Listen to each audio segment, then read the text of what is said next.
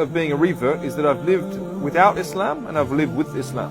So I'm acutely aware of how powerful that difference is. And I've had it all, man. I've done the yachts, I've done the jets. I can genuinely say I get more fulfillment from putting my head on the ground in sujood in the masjid than I do from a new Ferrari. It's so clear to me. So it made me think, why do I have all these cars?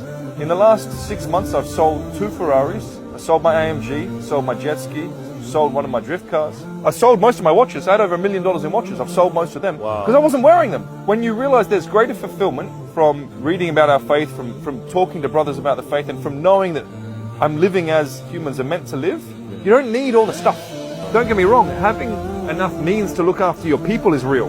I get more fulfillment looking after my people than any new Ferrari or anything. Having gone through the whole, really into the dunya, the status, the cars, all this sort of stuff, and having then found myself backing away from that, not consciously, just through realizing there is more fulfillment just from putting my head on the ground and being around people with clean energies, being around environments with high frequency people. Yes, get your money right to look after your people, but you will get greater fulfillment from everything that is not material attachment and chasing the status, chasing the likes on Instagram. It's all junk, man, really. I've seen it again and again. That's beautiful advice. His brother's experience highlights the deep spiritual connection he found in Islam, particularly through the acts of worship like sujood and communal prayer. His journey reflects a shift from materialism to a more meaningful life centered on giving and community.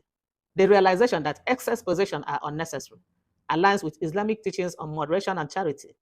Standing shoulder to shoulder in prayer symbolizes unity and equality, reinforcing his sense of belonging. Ultimately, he found that Islam provided a clearer, more fulfilling path to connect with God and his community. Assalamu alaikum.